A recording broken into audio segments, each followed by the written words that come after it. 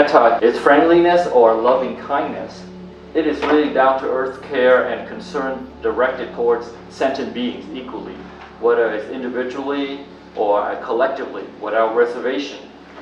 Sign of Metta is when there is a deep concern for the well-being and the prosperity of other people or the object of your Metta, whether it's towards a person or an animal, but it has to be a living being.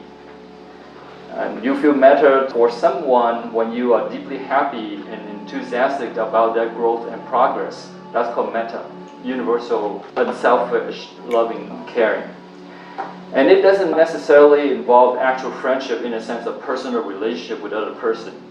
You can have this Metta towards all sentient beings. It's impossible to have friendship with all sentient beings because there are sentient beings that you cannot see, so it's not possible. Let's say that you have heard about their progress, their development, their liberation. You feel happy about it. That's Metta. And it can remain simply an emotion. It doesn't have to become a relationship. Friendships can easily develop out of Metta. When that happens, you have this called spiritual friendship. When two people develop friendship, with Metta, it turns into true friendship. It takes the self-interest out of that friendship, that relationship, and that's Metta. For example, like a brotherhood or sisterhood camaraderie. If somebody depends on another person for emotional need, and they hang out together, that's not Metta. That's worldly friendship. So Metta here is really, you remove that self-interest aspect out of that relationship, and it leads to spiritual friendship. And not on the basis of what each party gets out of the relationship, but it's the mutual desire for the well-being of others. So that's Metta. It's a highly developed form of Metta when it leads to insight, which is wisdom. So you are very attentive to the needs of others, the development of growth of others without a self-interest. When that attention, when that focus exists, it brings awareness and it brings wisdom. So why don't we use Metta to translate as love? But we add kindness to it, loving kindness, as opposed to just love alone. Because love alone, especially romantic or parental love, can have intensity and strength. Especially in a romantic relationship, the love can be very strong that one person can sacrifice for the other. Or even in the parental love, where a parent can sacrifice himself or herself to save her child. There's intensity in that love. We don't translate it to love because love can apply to anything, even your fancy, like what you eat. You love what you eat, but you don't have Metta towards what you eat.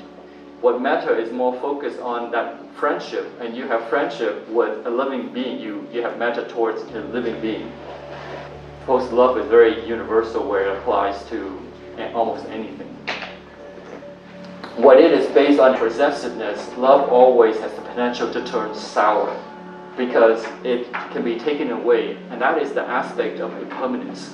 Or when you have self-interest into something, you want to possess it because of the law of impermanence, that it will lead to dissatisfaction and disappointment, because you try to protect something that is impermanent, that is meant to change.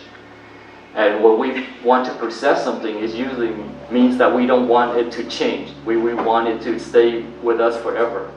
And that is false expectation, and it leads to disappointment.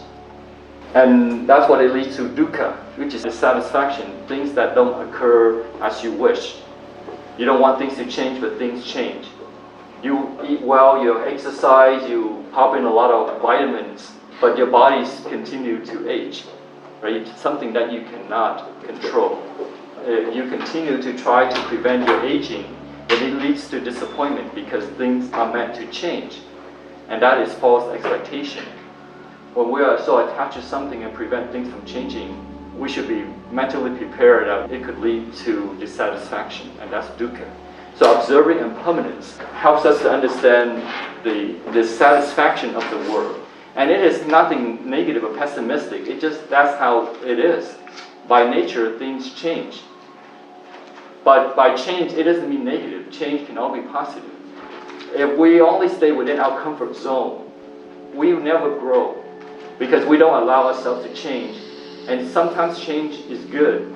Let's say you move from one job to another. Let's say you're very comfortable with one job and your job is ending. It can be very painful if you don't accept that change that you're about to be placed in another position or you have to find another job. If you don't accept that change, it's very painful because changes are coming, but you don't allow changes to occur. And that can be very painful because you go against nature. But you open your heart and you know that change can be good if you put in the right conditions. You try your best, you cultivate merits, and you go away from that self-centeredness.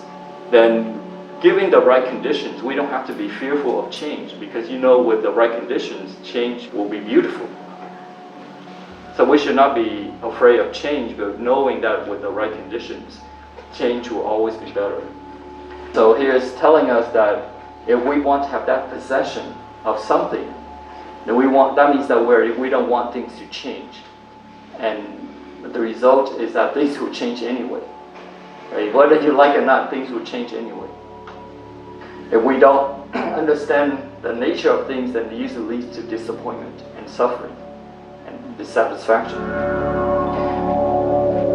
Feelings of jealousies and resentment that derive from romantic love can be very powerful, but it can turn bitter. Like a child's ingratitude.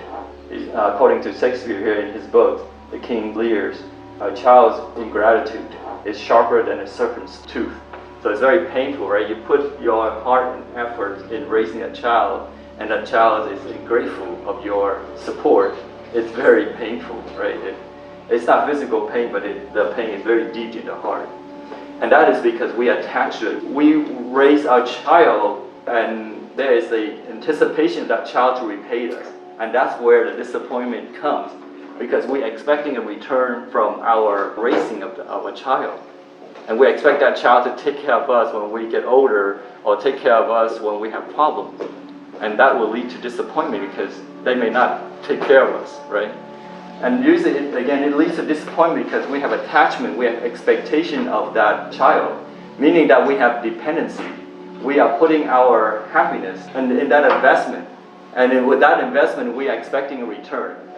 And there's no guarantee that return will come true. That's why we don't translate loving kindness as just love, because love can mean many things. You love that table, you love your car, but loving kindness is towards a friendship, towards living beings. And there is no self-interest in that. Whenever we put self-interest in any relationship, we make it sour because we want it to satisfy our needs. We want a return of that investment, whether investment in time or money or energy. When we have that expectation, it usually leads to disappointment. So that's why we don't translate metta as just love.